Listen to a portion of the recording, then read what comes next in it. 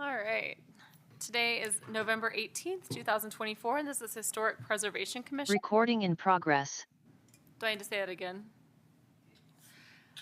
Good evening. Today is Monday, November 18th, 2024, and this is the Historic Preservation Commission meeting. We'll have a roll call, please. Commissioner Keller. Here. Commissioner Dunlap. Here. Commissioner Anderson. Here. Commissioner Berg. Commissioner Whidden. Here. And Chair Haley. Here. And Muddy's just come online.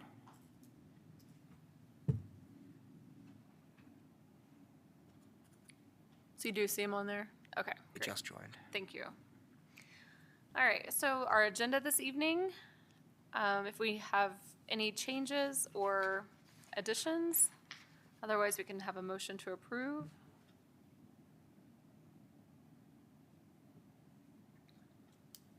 I would move to approve tonight's agenda.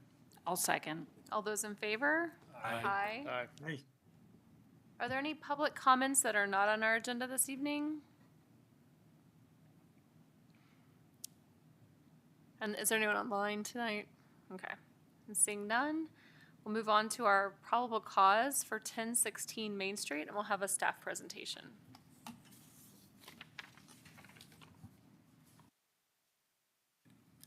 Thank you and good evening, Chair and Commission members. This is Emily Klein-Gibson, Planner 2 with the staff presentation. So this is a probable cause application for 1016 Main Street.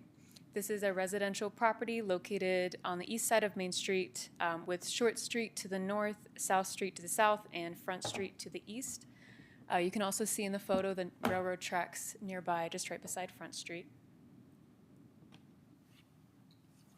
Just a reminder, probable cause is granted, and this is how the HPC approves grants for historic structure assessments, or HSAs. HSAs cover up to $4,000 for residential properties and $9,000 for commercial properties. This is a reimbursement, it's non-matching, and the landmarking criteria is used to evaluate probable cause for a structure. So for 1016 Main Street, the conditions over time, the left two photos here show the historic images of the property, and the right two photos show present day conditions. There are very few changes that have been made to the exterior of the building, and permit records also reflect that. The house was likely constructed from a Sears and Roebuck do-it-yourself home building kit, which was available from 1908 to 1948. The architecture of the property exhibits a front gabled roof and front porch, and it's the Queen Anne architectural style. Only 3 homes of this style are located at the Caledonia Place subdivision. For the landmark criteria, this is not an exact approximation. This is an approximation of the age. We don't have exact numbers, but we believe it's about 114 to 129 years old. For the architectural significance, as I mentioned again, this is a Queen Anne architectural style, and it is also features the front gabled roofs and the front porch. For social significance, the property was used as a rental home for many years by the Ashe family, and later ownership include the Petrelli family, who were of Italian descent and lived in the house. Mr. Petrelli and his son worked at the local coal mines, including the Lucas and the Centennial mine during World War II. And as for the physical integrity, again, the building has minimal exterior changes and has not moved from its original location. This property was also registered to the National Register of Historic Places in 1986. So with all of this, staff recommends finding probable cause and approving a grant of up to $4,000 towards the cost of a residential historic structure assessment. This concludes staff presentation. I'm available for any questions. The applicant is also here and would like to say a few words. Thank you. Great, thank you. Any questions for staff? Thank you. We'll have the applicant, and if you want to just state your name and city of residence. Andy Johnson, DAJ Design here in Louisville. I think that this is another real nice, straightforward application. It's really fun reading this report. So we did a records request on this property because we wanted to dig up everything we could on it, given that it's on the National Register. if you get a chance, and you may have already done this on other applications, this was part of that early or mid 80s push to do historic preservation on a number of structures, both commercial and residential. A lot of them are still in really great shape, and this one obviously is, even though not a lot of intentional effort has been put towards preservation. We just got lucky with this one.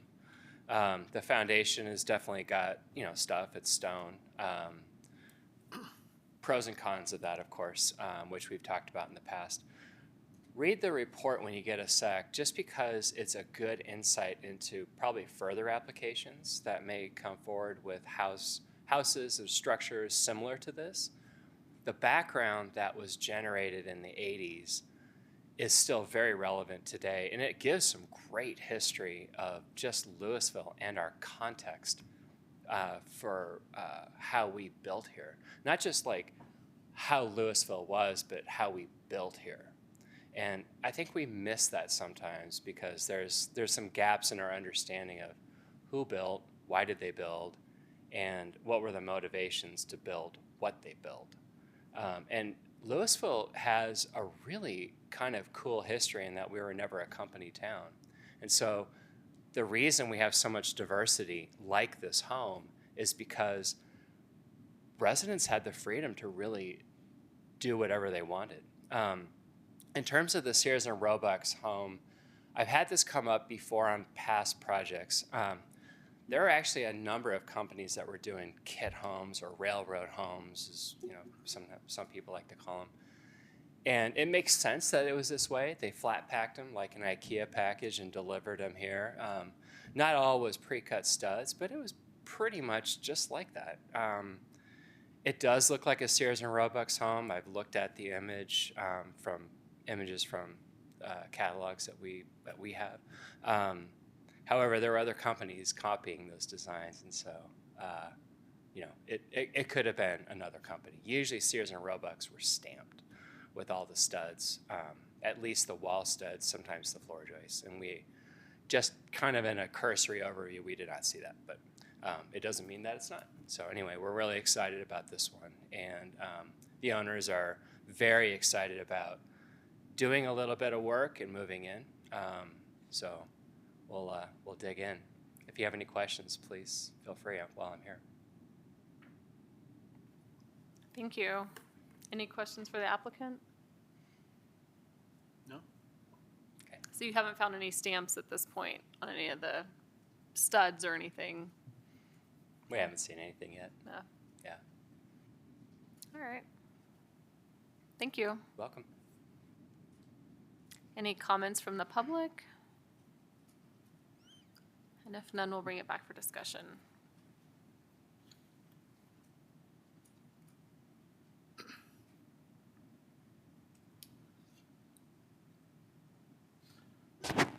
I would say this one's a pretty easy one to move forward with, in my opinion. I mean, if you look at the historic photos and you look at the existing photos right now, usually there's something that's really significantly changed in a decent number of them, and this one's not that way necessarily.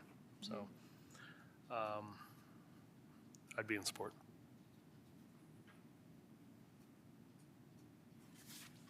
Yeah, I agree. It's really straightforward. 50 years or older, great architectural integrity,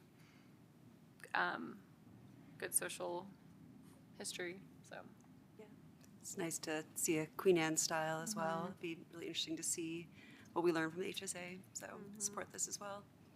And I think it's especially, we're always hopeful that our national registered homes would also be locally landmarked. So that's good to have another one. I think it's especially good when we can preserve Main Street.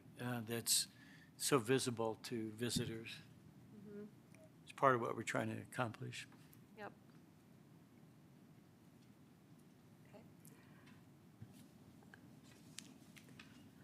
Anyone like to make a motion? I'd like to make a motion to approve the probable cause to do a historic structure assessment at 1016 Main Street. I'll second. And we'll do a roll call, please. Commissioner Keller, Yes. Commissioner Dunlap, Yes. Commissioner Anderson, Yes. Commissioner Berg, Yes. Commissioner Whidden, Yes. Commissioner Beaucamp, Yes. and Chair Haley. Yes. All right. Thank you. We look forward to seeing this again in the future. All right, our next item is a discussion about our bylaws, which is a draft update. Great. So Commissioner Dunlap and I have been on a subcommittee since the beginning of the session in 2024 to update the bylaws, which was required because they're about 10 years old. We began that work in the spring, and we've worked with Meredith Youth on that. And we tonight have a draft of the bylaws to show to the commissioners. We're not able to vote on that draft just yet. This is more just to have some kind of review what we, the changes that we have made and the draft we've given to Meredith. Once she completes her review, then we can have a formal vote on it, but it's a good chance to get some kind of feedback on it and share it with the work we've done. The bylaws are sort of rules of order of how we conduct our meetings, and the city, with all the commissions, has added some verbiage about dealing with remote meetings, Zoom meetings, I guess, whatever the official term would be. But a lot of the significant parts of change of these bylaws are from the city, and we had the opportunity to look at the other parts of it. The bylaws are just one part of how we conduct the Historic Preservation Commission. They mesh with parts of the city municipal code that's been enacted over time, and there are several different sections there. There are some resolutions that have been passed by the city council, mostly correlating to votes in the town to establish the HPC. Or the historic plan. And there's also reference to the state historic business, which is called History Colorado. And it has some sections that define a certified local group, which we are, which are the local the people carrying out historic preservation. So all of those have to kind of sync together, and in some cases they haven't synced too well. Mm-hmm. So we came, the things that the city is proposing for taping meetings and doing remote meetings is all pretty straightforward, and it's the biggest part of the changes, but we had a few specific ones we wanted to talk about. There's a list of the duties of the Historic Preservation Commission. Most of them, some of them have to do with the fact that we act as a quasi-judicial body in hearing applications to be do preservation, the various steps in that. But one thing that seemed to be missing is that the broader picture is that we're responsible for setting up the preservation plans, and it's not really quite called out. It is in some of the municipal code, but it's a little hidden. So we added a duty of helping develop the preservation plan and review it, because just so it's clear that we have a responsibility for things like that more than just the reviewing of things. There was a question from about the membership of the commission, that 40% of the members should be professionals in a preservation sort of field. And when we looked into it further in the state definitions for the certified local group, it wasn't exactly like that. That was a recommendation, but it's if you didn't really have 40%, we probably do, because everybody, well, no, we're not all architects, but we all at least have an interest in the history of it. But it wasn't a hard and fast rule, and we are making an effort to have people who are qualified, and certainly we are. So that, anyway, we clarified that one a bit. We also, along with that, had clarified, we'd all sort of heard at some point, at least several of us, and discussed that maybe there's a requirement for Old Town residency, and we did find in a resolution that there is a requirement of 2 sitting members be residents of Old Town. However, all of those seem to have an out if you really couldn't do that. That they wouldn't have to be. We do a best effort, and we're still going to have a Historic Preservation Commission. And I think as far as the state requirements, the professionals is a state requirement though, isn't that correct?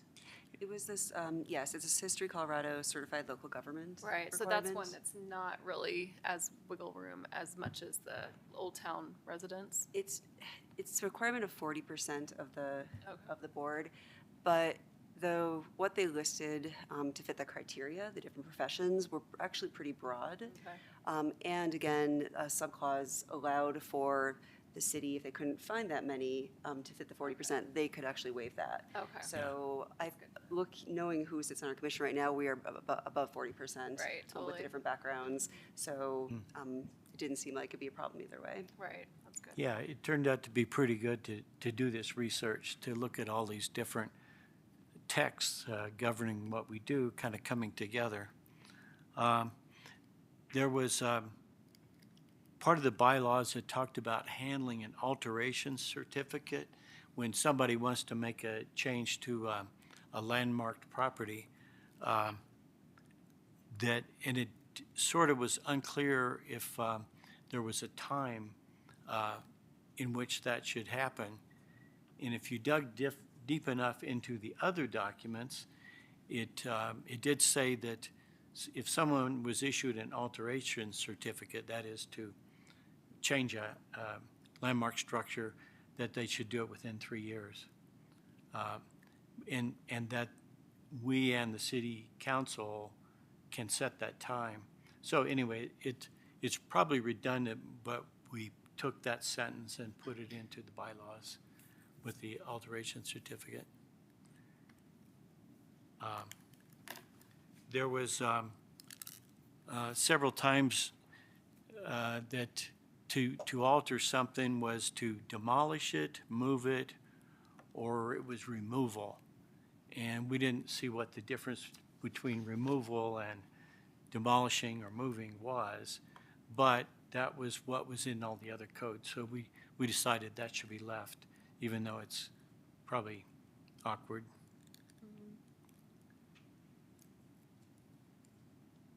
So, as Gary said, the biggest changes here are ones that have to do with online meetings, because 10 years ago that wasn't in the bylaws and they hadn't been updated. So those are sort of the more substantive changes to the bylaws. The ones that we mentioned, we're happy to hear thoughts on, but they were pretty straightforward.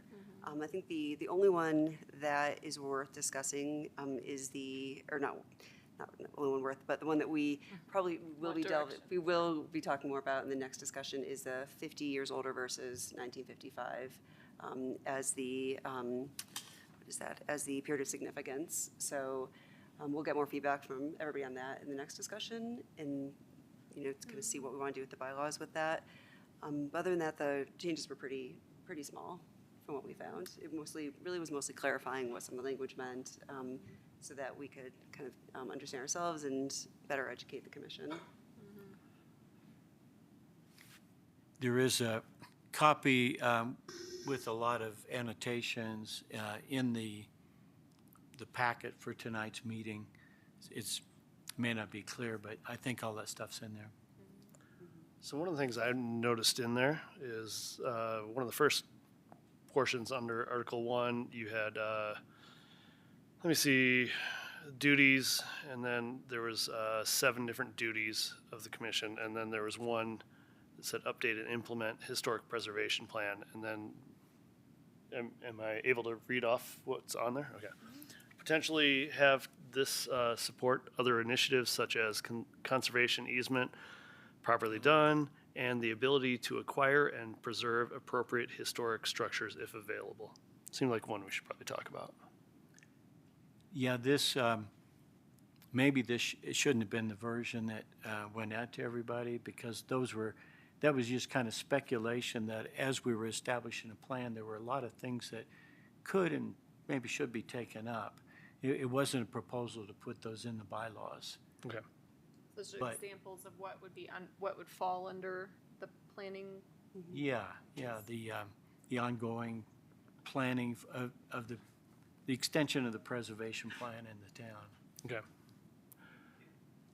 Can we provide clarification? for you? Absolutely. So there's, so the bylaws don't necessarily call out the purpose and duty of the commission. There's a couple of other documents that do that very specifically. But I think one of the things the city clerk has pointed out is if you want to really clarify your purpose and duty, there's two resolutions. There's an ordinance from 2002 that creates the Historic Preservation Commission. And then that says that your powers and duties shall be determined by resolution. And then in 2002, council passed a resolution. So I don't know if you've actually reviewed that as part of the bylaws review, but if not, I'd recommend that we make sure that the bylaws match that resolution, and if you want to specifically change the powers and duties, that resolution be updated as well to match. So I think that was one of Meredith's notes, is to make sure that we match those, and there would have to be a formal action from council related to that. So that's, we can send you those if you don't have those, and we can have further discussion about those documents. Did that answer everything? Yeah, and then Alex, just want the alteration certificate, requiring 3 years, that would have to also be done through an ordinance change. No, actually, that already is part of the ordinances. However, it wasn't real clear in the bylaws when it talked about an alteration certificate being done in a reasonable amount of time. So it was deliberately redundant to put that sentence in there, but it already existed that it should be done within 3 years. But again, it's about 7 different documents or sources that we were looking at that, and we did review them all, I think, to put those things together. And you're right, to add to our duties is, it is covered vaguely elsewhere, but not really to say that we're going to work on our preservation plan. So it seemed like that was much in line with the 6 things that were our duties in the bylaws. So staff is just saying if we want to add that, we would need to add it to it would need to go into the resolution more. Is that what you're saying? Yeah. So that's the- Resolution 34, Series 2022, it's a resolution setting forth the purposes, terms, responsibilities, powers, duties, and other matters concerning the Historic Preservation Commission. So that has a lot of detail of what council's kind of empowered you to do, and then, of course, the city code has further description of how you process applications, review criteria, and so forth. So if you want to formally change any of those, you certainly can. I think certainly the Historic Preservation Master Plan is under your purview. So if we wanted to, council has to adopt that, but you would probably be a recommending body, just like anything else on those, on that plan. So if you wanted to reflect that in a formal manner, then it might be worth updating that resolution if that felt important. Well, so I have 2 comments here really quick. One is anytime you change something in one area, again, it's nice to just reference that other area rather than changing it 2, 3 spots. I mean, that's where you end up with everything doesn't match up and you end up with errors and issues. The other thing, again, just jumping back to my original question, is the ability to acquire and preserve appropriate historic structures if available. Seemed seemed like that statement right there was really what I was getting at. Okay. So the city has the power to acquire, as part of the program. We don't have a lot of details about how the city can do that, but the power is there to do it. There's authorization to do it through the city code. If that's there already, I'm okay with it. But if we were adding that to something that was not there, then I was questioning whether or not we should be bringing that up at this point. No, we weren't proposing that that be added. Okay. Again, this was part of our discussion, but the ordinances do say that we are the primary direction for historic preservation. Yep. But we are advising the city council, who ultimately makes all those decisions. So what we're discussing, like the ability to acquire properties, is an example of one of the things that will be part of us potentially updating the historic preservation plan. But we'd added updating and implementing the historic preservation plan to the other list of duties because those list of duties didn't seem fully inclusive of what we do. Okay. So, again, we're not voting on Yeah. adding or not adding that tonight, but we will be at some point. So we'd love your feedback now if it seems appropriate to add that to this list of duties. The other duties are landmarking buildings, approving alterations to buildings, approving demolition of buildings, incentivizing historic preservation, utilizing the fund on education and outreach.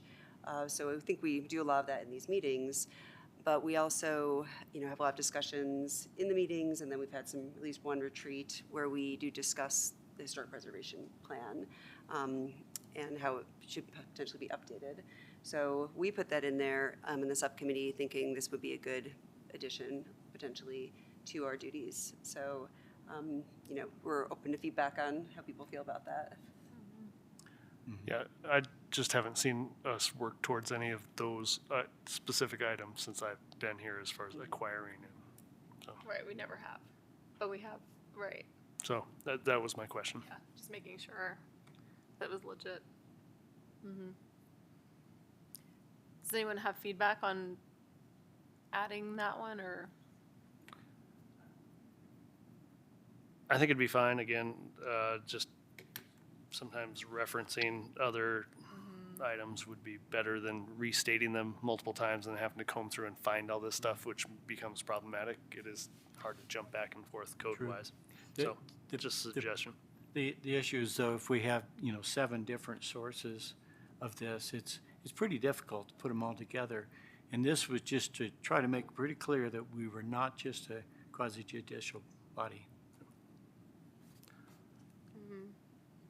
So again, I have no problem with it. Okay. Yeah. Anyway. Chair Haley?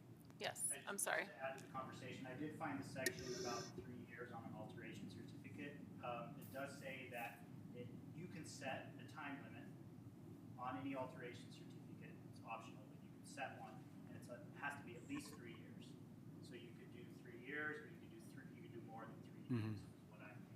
So that's no less than 3 years to apply for a building permit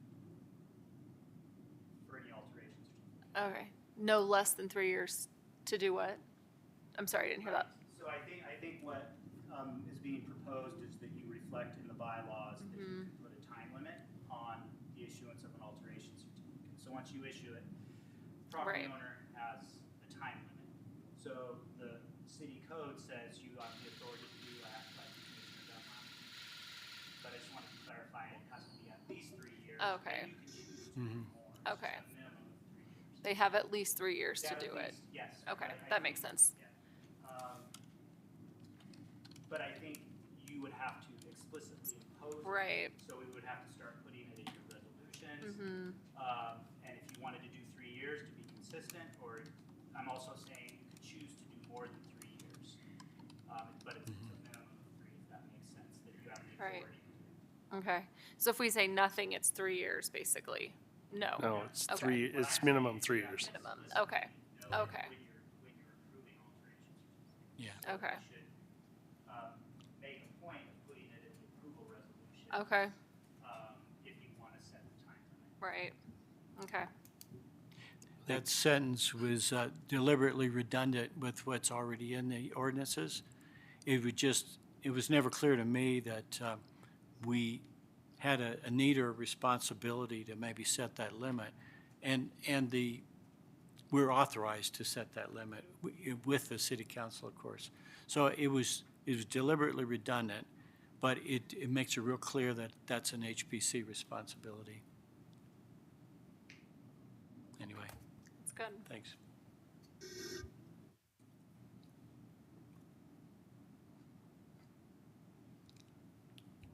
Commissioner Burke, did you have any more to say on it? Or?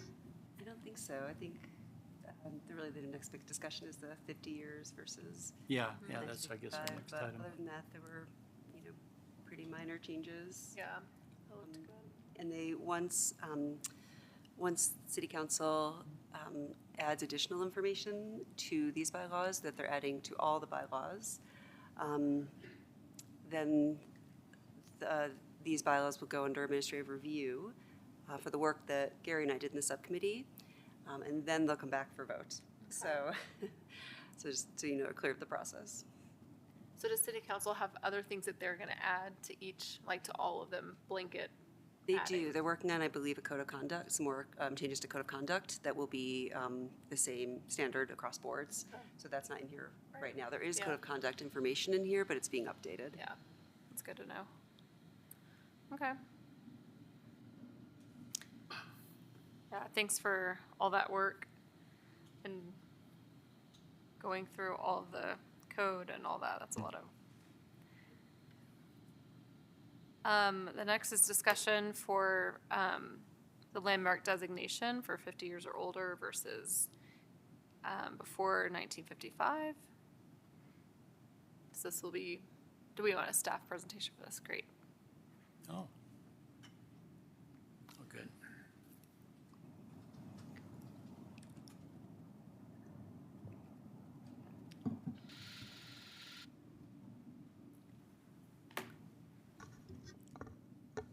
All right, yes, so this next item is a discussion direction for the difference in time periods for landmark designations, which consider buildings that are at least 50 years old, and demolition review applications, which consider buildings built prior to 1955. I'll provide a brief background on the history of these differences.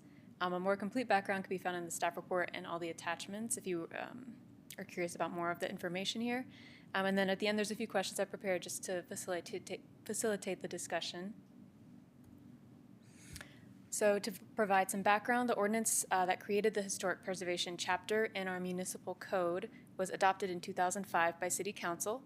This is where all original regulations for our historic preservation program comes from primarily, including the minimum age of structures that we would classify as historic. This minimum age was set for all applications to be 50 years originally. This age requirement remained the same for about a decade until 2015 when the Preservation Master Plan was adopted. In the plan, towards the bottom was a list of action items to be achieved in order of urgency.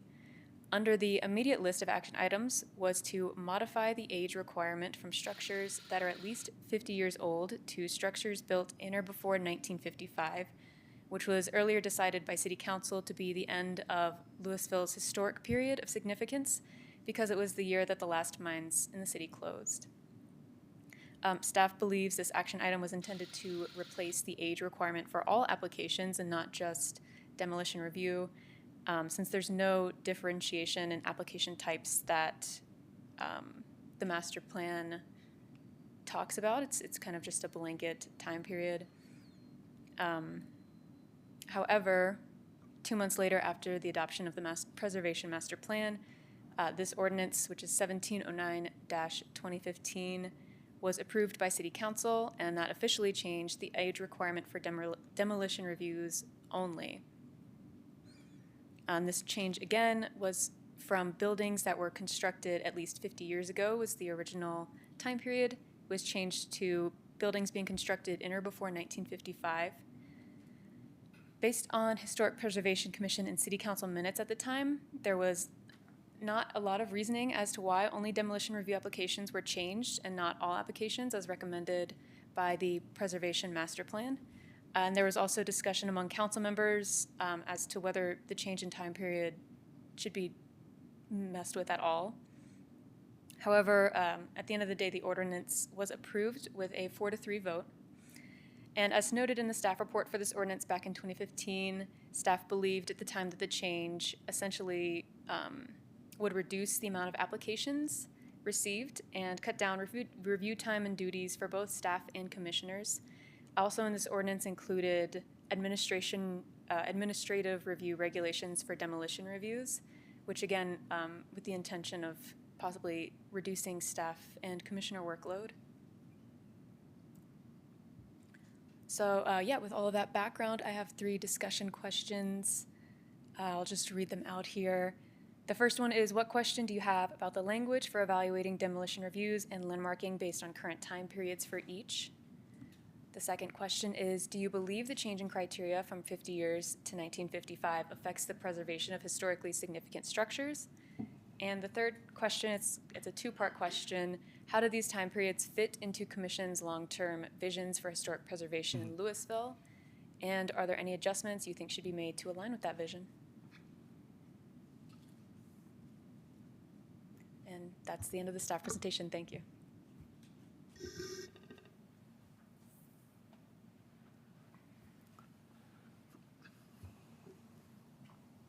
Chair Haley, you may want, just for proper procedure, you may want to go back just very quickly to the bylaws and see if there's any public comment. Oh, And then that's good. on this item, see if Okay. Sure, that's great. So we're gonna go back to our bylaws draft update and see if there's any public comments on this. So anyone from the public? I don't think there was anyone online. Okay. All right. And I'll make sure to do that for this also.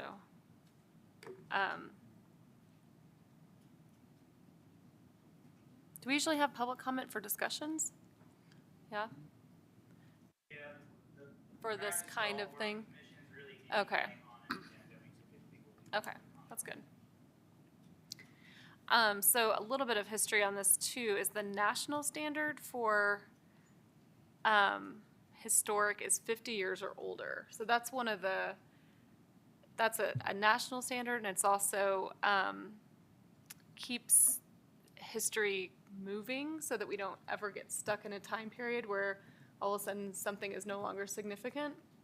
So that's, and you can probably speak to that more. So I will say the Historic Preservation Commission was very in favor of keeping the 50 years or older because it's in line with national standards. And I think, if I remember correctly, City Council felt, obviously it does, the general, the more time passes, the more homes will fall in the 50 years or older. So I think from a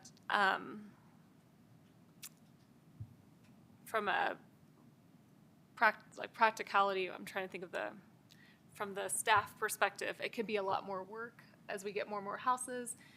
We obviously have the Old Town overlay that kind of keeps our most of the houses in Louisville are within that perimeter. But potentially we could have many, many more houses that are coming. So that's just kind of some background, is that we are actually out of line with the national standards when we say 1955 or earlier. So, and Sloan, I'll have you disagree or agree with that. The second thing is, the second question was kind of like, how does this affect, I can't remember the exact question, but the question that comes to mind, or my answer to number 2, or question to that, would be, what do we think? So do you believe change in criteria from 50 years to 1955 affects the preservation of historically significant structures? So potentially we have some mid-century homes that may be 55, like older, or built after 1955, that we might find significant. So, but we can still landmark. So that's the thing too, is the landmarking, we can still do 50 years or older, But from the process part, only things 1955 or newer would actually come to staff or come to us for demolition review, if that makes sense.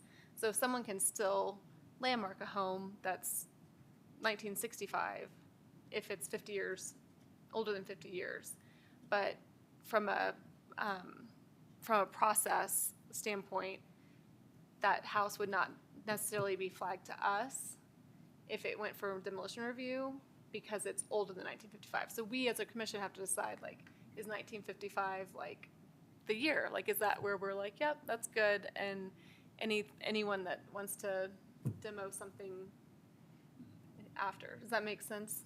That wasn't very clear, but I think this, if I can jump in for 2 seconds. Well, I think this is 2 separate questions. I think it's one of the demolition review and 2 of historic right, 50-year criteria.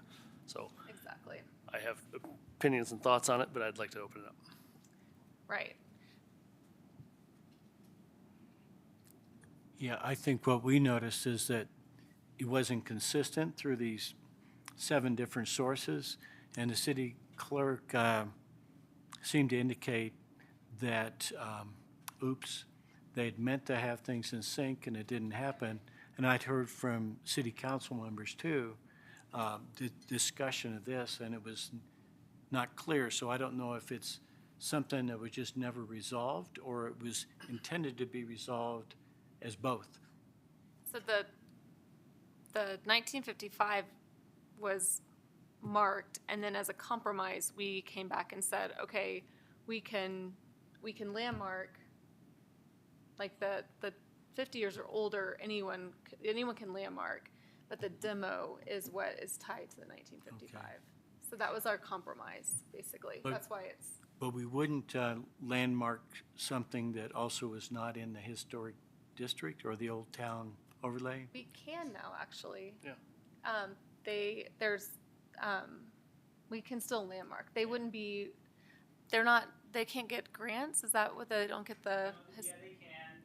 The only difference is that it has to be approved by a City. supermajority of Right. city council, but they have the same opportunities as any landmark. Right. It's like the Red Barn is one we always talk about. It would be, Oh, okay. and that is a significant one that kind of made us like, we want that opportunity for homes outside of the Yeah. overlay. Maybe if there's further discussion, that would be part of it as well. Not 55 or 50 years, but area. So you're saying reassessing the area or the Well, that boundaries? was always on the list, or on the agenda to look at the Old Town overlay zoning. But with the fires and everything, I think that was pushed back. Right, so when it comes to the authorization for the grant program, that was renewed by the voters, the last time it was renewed, it opened it up to the entire city. So the entire city is eligible for landmarking if the structure is 50 years or older. So I don't think we can change that because it was done Right. through the vote of the residents. The 50-year standard could possibly be changed because that's in the ordinance, but whatever we determine the age is, it's still gonna be citywide. So I feel pretty strongly about this particular topic because I think that history is a living, breathing thing. And it frightens me a little bit to set a specific date because I think we need to challenge bias against architectural style and age of things because it feels familiar. Especially there's different demographics, different generations of people, different architectural styles feel familiar and special or familiar and not special. And I think it's important for the commission to really challenge that bias. And so for me, the 50 years makes sense. 1955 makes less sense because that's a specific decision based on a specific perspective at a specific point in time. And to me, sort of the goal of the work that we do is not to just have it be a static thing for the city. So.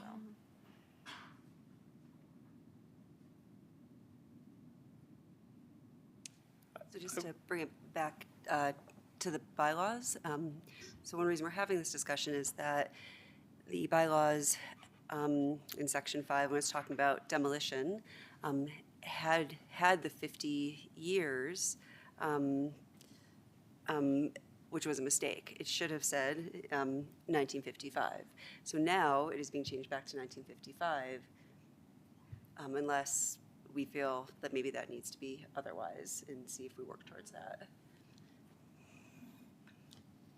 So I think it was erroneously not updated or just put in there wrong. Again, it might conflict with other documents that are out there that the city uses, but in the bylaws, as now modified by the city clerk, it will say 1955 for demolition. So again, this is why we're having this discussion, because what we only do update these bylaws. I suppose, Rob, potentially we could, we update them every 10 years, but could we, if we had to, look at them again and change them in between that? Yeah, if there was a need to update them, we could update them more often. And yeah, that is it doesn't match up. So if you don't want to change, I think there's the question of, do you want to consider recommending to city council changing these dates? And definitely the bylaws should be changed to match whatever is adopted. Right, so it seemed like a good time to have this discussion, because there seems to be confusion, right? There seems to be both these phrases get said a lot in these meetings, both these time periods, and understanding, what applies to what and how we got here is important, the history of it. So I did think it was really interesting to read what the staff put in the packet and the discussion in 2015, right, where as Chair Haley said, we are not in compliance necessarily with state and federal periods of significance, whereas 50 years. And I understood the reasoning the city went with, the council, when they created the 1955, but I also feel that history is always evolving. So it seemed a bit of an odd year, sort of a bit of an arbitrary year to me to be in there.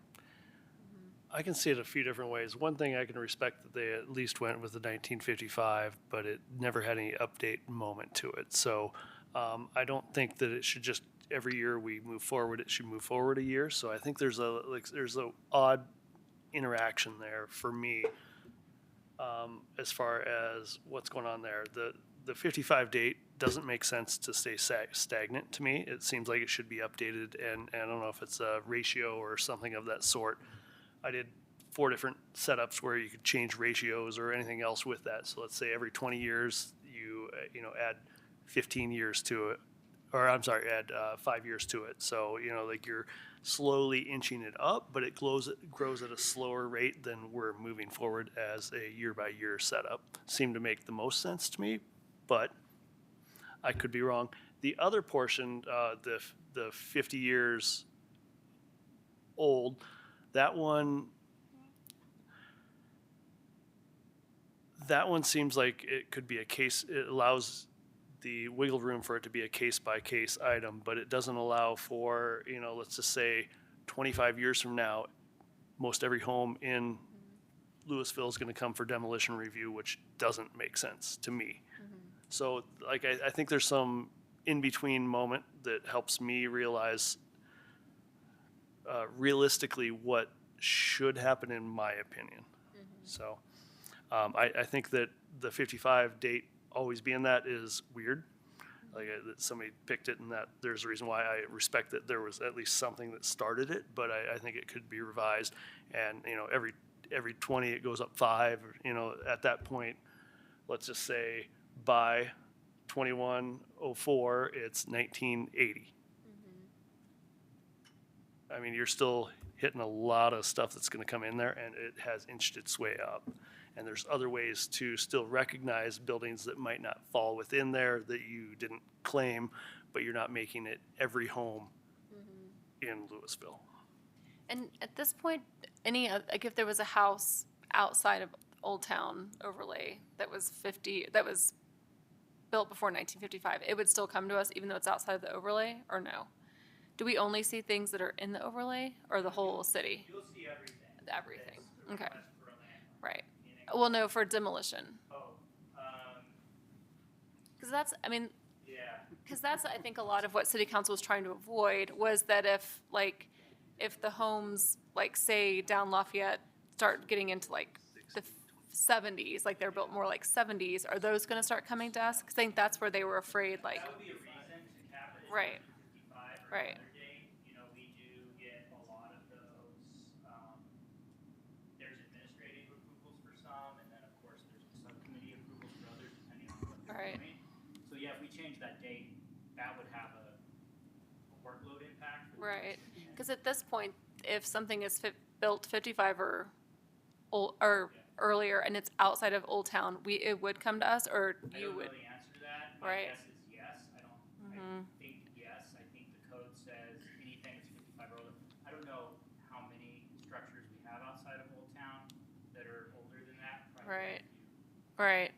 But it will be more and more. I mean, so I think that's what city council was avoiding. And so maybe even just putting, like, do we put a parameter of just like, but then when do you stop? Like, at what point do we say this part of Louisville is no longer historically significant? So, yeah, it's a big, from a staff point of view, like, it would be, could potentially be a lot of homes in the next, like, 20 years coming, so. So again, just I'll say one more thing and I'll leave it alone. Just trying to even build something where you could almost put like a table in there of this is our projection through 2104, and at some point halfway in between you could evaluate, and at the end of it you evaluate it and just mark those as moments to do it. Again, you get to 2104 and you add 5 years every time, and you're at 1980, which is a lot of homes. It Right. really will be. And then you move 20, 40 years beyond that, 1990, that's pretty much Right. everything. As well. So, other things you have to look at is who's going to, come in asking for, structural evaluations and money that goes along with that, what you're trying to tie in with that. And, I hesitate to just totally remove that portion, but I understand that it needs to be moved up. And that really would be my opinion, is to build some sort of a predetermined table in there of a pace with evaluation halfway through and to the end of the table, and see where it went, would be my suggestion. Well, and I'm also really curious at what the numbers actually are.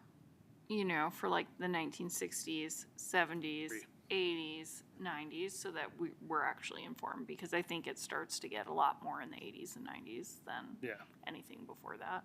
Right. So I'd be curious just to inform the decision making. Yeah, it would be interesting to see some sort of a graphic representation or something that went with it, just to understand what you're getting into. Because I mean, this is a big question, in my opinion, if we're reevaluating. And I think it's good that we're reevaluating this, but I hesitate to jump too far into it and release the restraints. But I think that there should be some restraints on it, but it should move. It has some broad ramifications, as you said. And if as you mentioned in the latest approval of the ordinance for the historic plan, it doesn't limit to just the old town anymore, then I guess that would indicate that any building built before 1975 in any part of Louisville could apply for preservation grant and structural assessment. So that's kind of a big deal.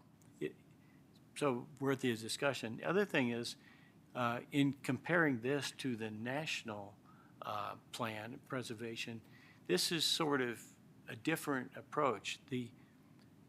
At the national level, it's probably the Park Service who initiates landmarking something.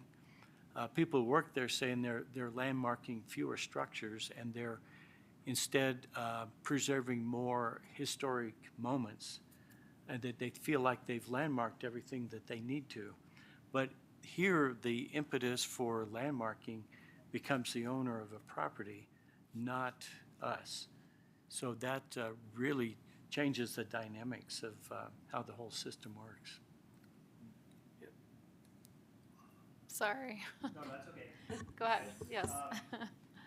So I think if it helps, you do have criteria for probable cause and landmarking. So just because somebody with 1974, 1975 in house comes Right. and wants to get a grant or a landmark, that's at the discretion of the commission. So I think if you're applying the criteria and there's a really interesting architectural house from 1972, that's great.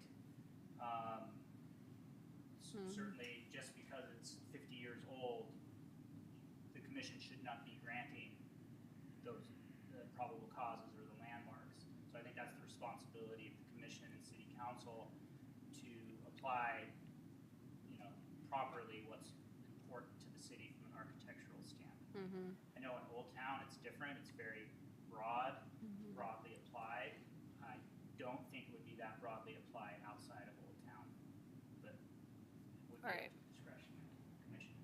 Well, and I guess too that at this point, if a 1971 really unique house came up right now that just was really unique, and they demoed it, we would have no say in that. That's what would happen right now. Right. Which, some people would be like, that's fine, and some would say, oh gosh, like that's a big deal. So that's where we are right now, is they could 100% landmark, they could apply, and we could say yes or no, like at our discretion.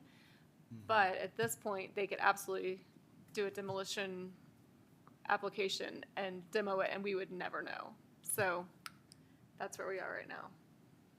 If somebody asks for the landmarking and structural assessment of a house in the Old Town or not, and we said, well, that's not very interesting, it's not unique, let's not do that, that becomes sort of arbitrary and capricious for us to decide, nah, that house on Grant isn't really very interesting. Well, I think at the same time, the way Louisville developed, like in the 70s, 80s, and as far as like more like tract homes, and like there's not as much distinction between homes. So I think there's probably a lot of ways we could argue, Yeah.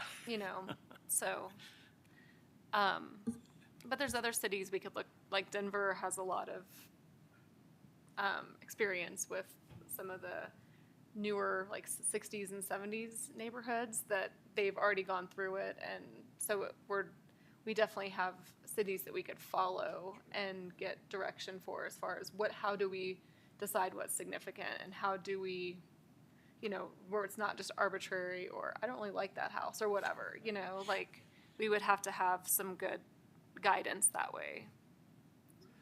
So can I ask a question? Is there any way that, so I guess this is directed a little bit more towards your direction, Sloan, but is there any other program that we could have that, I guess, earmarked or identified or had other structures that were outside of some other parameters that were under that demolition review that we could somehow deal with or mark out that way, where it's not just such a broad brush, but it's a individual circumstance type situation? I don't know. I'm just thinking out loud a little bit. I almost wonder if we could identify certain neighborhoods, because like Bella Vista, and there are some unique scenarios of neighborhoods that probably do have some homes that are worthy of taking another look at, that fall in this sort of gray area and are maybe more of a challenge to our bias and our vision of what historic looks like. So I wonder if there's a way of identifying locations and neighborhoods that are of interest. So maybe if that'd be a subset under a general item that slowly crept up, that you could have other areas of interest that would just generally come into that play or something. I don't know. I'm just trying to think of something that doesn't make everything in Louisville come through here eventually. When Right. I'm not on this board anymore, but somebody else will be. Right. I guess other cities like Denver and Boulder have specific historic districts, and then it's pretty clear. But then they have very strict rules that a lot of people don't agree with.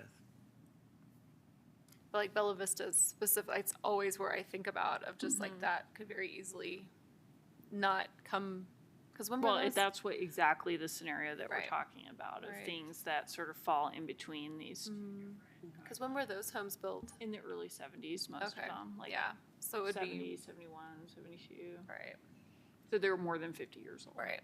And the location of those would be prime for demolition and the size and like, right, so, I mean, that's always like my beef with the 1955 is Bella Vista, but we're gonna say something.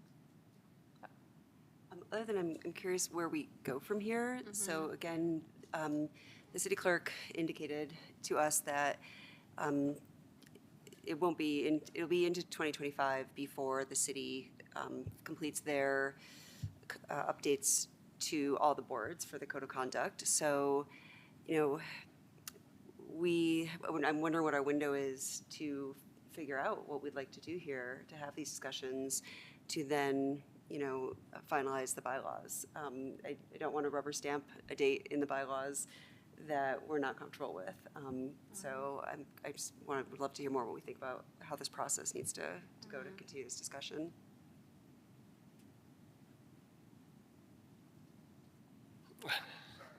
I was looking at the question coming. What was the question? Can I ask a question about Bella Vista while you're in that mindset real quick? Are they in the Old Town overlay? They are not. They're not, are they? I don't think they are, yeah. They are not in the Old Town overlay. They're just south, and it looks like there's some late 50s into the 60s. Yeah. Maybe, and I haven't looked at all of them, so maybe. some Right, are getting but to in 70s, general. But it starts in the late 50s, from what I've seen so far. Yeah. And so one thing, just, and we'll get back to your question, is I wonder, and it kind of connects to that, if maybe figuring out for sure, like, this is our Alton overlay, do we want to add anything to it? And then what's our oldest structure in that area? I don't know if that would kind of be beneficial to like, Yeah, that would, one of the but, things I'm thinking, if you want to really dig into this, we could do a map and a table Right. that has the assessors, when they were built, so you can see the whole city and Right. the neighborhood. The earliest I'm seeing, it looks like the north part of Bella Vista is the late 50s, 1957. And as you go south, generally, looks like there are later dates. There's a lot of 1957s, but I'm also seeing some 80s, 1981, 86 for parts of Bella Vista as well. On the south of Bella Vista Drive, that might be a separate subdivision. I'm Yeah. guessing. Everything north of Bella Vista Drive looks like I see into the early 70s north of Bella Vista Drive. and so then to go back to her question, as far as timeline, Yeah, so now that like, we've, what does that look like? right, so now that we've broached this discussion, again, we're not here tonight to vote on the bylaws, but at some point in 2025, we will be, and unless we change it, 1955 is going to be approved. So where do we go from here in terms of discussing? Yeah, so I would say if you want to change the date, which would be an ordinance change, that we'd probably want to study that more and think about different options. Certainly the easiest and most straightforward thing to do is to pick a different date. That has a lot of implications just from, outside of Bella Vista. It might help us make that decision if we saw how many homes outside of Bella Vista were done before 1970 or whatever date we might end up picking. All right. Could pick geographic areas and do demolition reviews in the geographic area. So I think there's any option that we want to recommend to City Council, you want to recommend to City Council, I think we need more information for sure if you think the 1955 is inadequate. I think that's the primary question. Do you think there's that you would like to demo reviews beyond 1955 because you're concerned about the loss of historic structures? So if you all agree yes on that, then we should start talking about how, what dates. So that might be a primary question that you all answer. I think it got brought up because of the bylaws. Right. Maybe more than you're concerned. But I guess that's a question for you all. Did it get brought up more because of the bylaws or more that you're actually concerned that the 1955 date is? Right. I think it's on the agenda because of the bylaws and the comment that those were out of sync. I never really understood which was which. Right, so that's how it started. But then I think for me, when staff, it was really helpful what staff put together to clarify how those two different time periods emerged, and then really kind of showed the discussions that happened in the past on this commission and council about those. So as the sitting commission, I think now is an appropriate time to review those and make decisions moving forward. So it might be worth having a future agenda item, maybe for early next year, where we do some more research, get some maps and data tables of all the different neighborhoods and the ages, and that would help you understand kind of what we're up against. And then put some more thought into if you want to make a recommendation to that demo change. Yeah. Yeah, I think that's good. I think the geographic areas could help kind of, might be a little more easy to understand than like the tables and stuff maybe, if we kind of identify, but I think we can look at that and then compare it to like dates and figure out kind of, so I think those two strategies could be good to look at. So, yeah. I kind of feel like it could be a combination, and maybe you slower roll the roll up of the 1955 if you have other overlay areas. But again, I think you're just trading one 1955 for another area and time period of another date. Like you're doing the same thing again. You're just Right. moving the date and area. Right. Right, but there could be different geographic areas to it, but, So. and maybe, I don't know, that's how we're gonna do some studying, so that's good. Okay, I think we need more information yeah, though, we for need sure. more information. But, did you realize that there were the two dates? I don't think I fully understood Right. it until this is important. So I Like, I think- think it's really important to clarify and to discuss further. Right, so I think it's a good reason to bring it up, so, thank you for doing that, yeah. So is that enough direction for staff, or? Yeah, I think so. I think we can definitely bring back more information, put more thought into it, and then, ask the fundamental question first, maybe Right. Is the current code a concern, and if so, what might we adjust it to? Try to give you, if you think of any other information in the meantime you think would be helpful, certainly what I've thought is a map that, has a key with the dates. Probably until, you can see the date ranges. Maybe we'll do date ranges by neighborhood. Right, We'll come up with something so you can identify dates with different neighborhoods and where you think, yeah, you may want to get involved. okay, Then we have to think about, what would that mean to those neighborhoods? We might do if we get serious about it, we might want to do some outreach, some public outreach to those neighborhoods. So it could be a pretty big 2025 work item. Really do it right, respect right, neighborhoods, do some public input. yeah, okay, I would say it'd be nice to understand the age of the homes in Louisville too. So like maybe by every 5 years, like what is the percentage of homes in Louisville or anything of that sort, just to understand when you're really hitting that threshold too of everything or a lot of it. Yeah, it makes sense. We could put some of that together. That could just be like an Excel chart or something. that's good. All right, Thank you. is that all you needed for that? Yeah. Should I ask for public comment? All right. Please. All right, any public comment on 50 years versus 1955? Go ahead, just state your name and city of residence. Andy Johnson, Louisville. So where I was going to take all this is exactly where Rob ended up taking it. I think it's absolutely spot on. This is a geographic question. This is not a number question. So the homes that we often get to study will have changes done in the 30s, 40s, usually 40s, 50s is where we see a lot of those changes. Those homes that were being changed at that time are 50 years old. And at that time, I'm sure everybody was like, tired of this home because it's not surviving. And the construction methods that were done back then really aren't that much different from post-World War II homes. They're not that great, sadly. And, I think really until more contemporary standards came into play is when construction got better. But we don't build homes to be 100 years old. We get lucky when they are 100 years old. It's just the way we build. It's the West. It was a fury of building. I think the value that we place on our homes is highly subjective and it's emotional.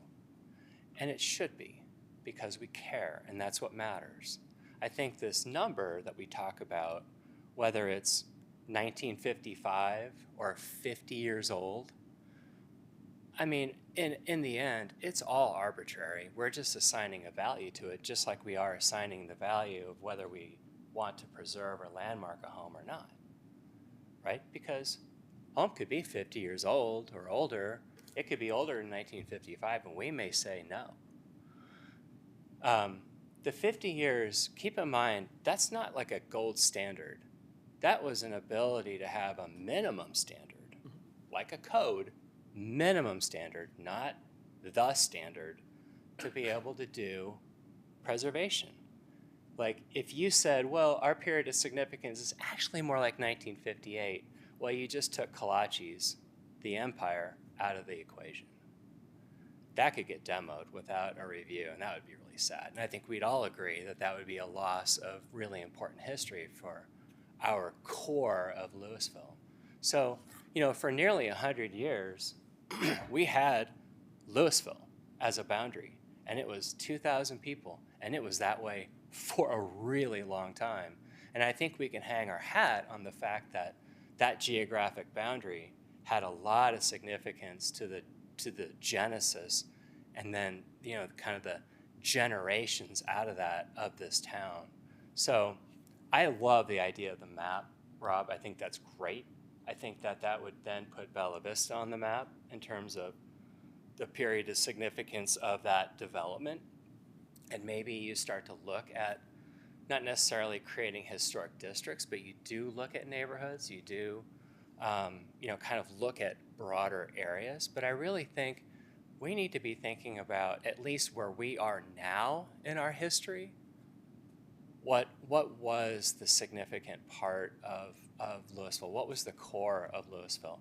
Keep in mind, mining was an important part of our history. If you really look at the amount of time spent in the mines over a year, and then you look at like how long the mines really were open, it's not necessarily a blip on the map, but it's really not as big as we think it is. It's an important part of the history. It's what drew people here. We had agriculture, and we really overlooked that aspect very much. The fact that we were never a company town, and we were able to develop local businesses downtown with no chains, and we still do that, that's cool. Like, we should be honoring all of these other traditions that we have still maintained, through our contemporary practices of living in our town. 1955 wasn't when the mines closed. That's when the last mine closed. Keep in mind, these mines closed in the 20s and 30s because they ran out of steam. It was hard to mine. It was, really temporary in terms of during how long during the year that they actually got to mine. And when it got to the end, post World War II and right around, it was hard. Like, we had one mine actually for a decade, and that was it. Like, that to me kind of places that 1955 as more of an end of an era than maybe a period of significance. And so if we wanted to define it that way, we want to say, yeah, this is our period of significance. That's not necessarily a number like the 50 years. The 50 years is an agreement that we've made on a much broader scale. 1955 to me is more of a philosophical, emotional assignment of what was important to Louisville in terms of, what brought people here and what was the ultimate character of the town. So That 1955 is never going to change. That's the date that the mine closed. We know that. But I think, you know, what Commissioner Whidden said is absolutely right. Like, history is dynamic. It's going to keep rolling along. It has wheels. And we will eventually say, yeah, Bella Vista, that's part of our circle now, right? And it may not be yet. You guys get to discuss that. You get to have public comment on whether it is or not.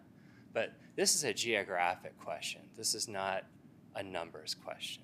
So when the time comes for that evaluation, please take that into account. And also, I think that if we're going to talk about the history of our homes, you're actually really philosophically talking about the history of our town, not just the homes. Know why they were built, know who built them, and know, you know, where they came from. Know all those extra layers, because all of those are important little tidbits that get to contribute. Wow, I went way over 3 minutes. Sorry, you should probably start the clock. Anyway, but thank you. Yeah, thank you very much. Thanks, Andy. Any more public comment? We'll give you extra credit if you have public comment. You can email your teacher. All right. All right, any? I have one thing. As some of you know, my term on the commission is coming to an end. I've been supporting the Downtown Business Association puts together a newsletter every week or every month.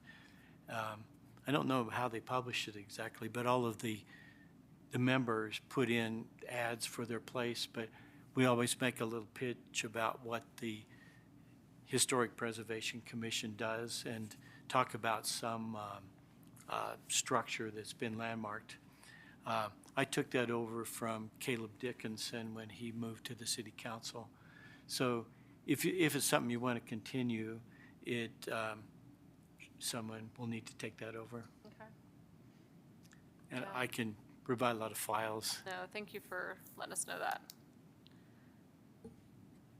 Okay. Yeah, well. All right. So any more discussion on this before I move on? Our next is items from staff. This is our CLG annual report.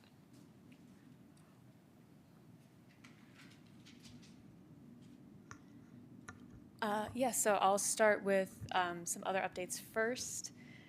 We had one alteration certificate and 2 demolition reviews. All 3 were released in the past month. And then, yes, we did submit the CLG Certified Local Government Annual Report for the fiscal year 2024. The entire report can be found in the packet for tonight's meeting.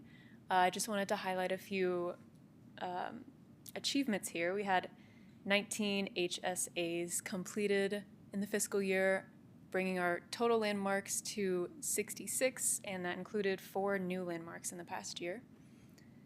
And then just some other items from staff. The January and February meeting dates will be on holidays, so we'll have to come to a different meeting date for both of those dates. I have proposed here January 27th instead of the 20th, and February 24th instead of the 17th, but you know, that's not set in stone. And other than that, the next meeting will be December 16th at 6:30. I was just gonna add, I know the commission wanted to do a discussion on HSAs. We haven't forgotten about that. We're intending to bring that back in December. We just didn't have enough time to get it ready for Yeah. this meeting date. So that's still, hopefully in December is our goal. And then if you wanna pick the alternate dates tonight, or if you think you need to go back and look at your calendars, we can send an email out with, and take a poll of alternative dates if easier. I was just looking around. Supposed to be on Tuesdays instead of Mondays, the 27th and the 24th, is that right? No, I'm in the wrong year, sorry. Okay, Those are Friday, the Monday. okay, that's good. Following Monday after your regular meeting day. Yeah. That should be fine for me, but It's fine for me too. I'm just a little sad that March 17th isn't considered a holiday. okay. Sorry. Oh, that's not, is that what you said? Yeah. You're free to wear shamrocks. All right, and that's all from staff. Thank you. Thank you.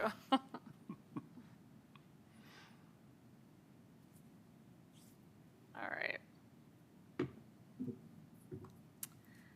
All right. So Gary gave update on the DBA. Any other updates? Yeah, sorry, I jumped in at the wrong time. Nope, you're fine. Do you have anything else or anyone else? All right. Our last item is to adjourn. I'd like to make a motion to adjourn tonight's evening, or tonight's meeting. I would second that. All those in favor? Aye. Aye. All right. Thank you so much. Thanks for joining us online, Marty. Recording stopped. Forgot to check in with him.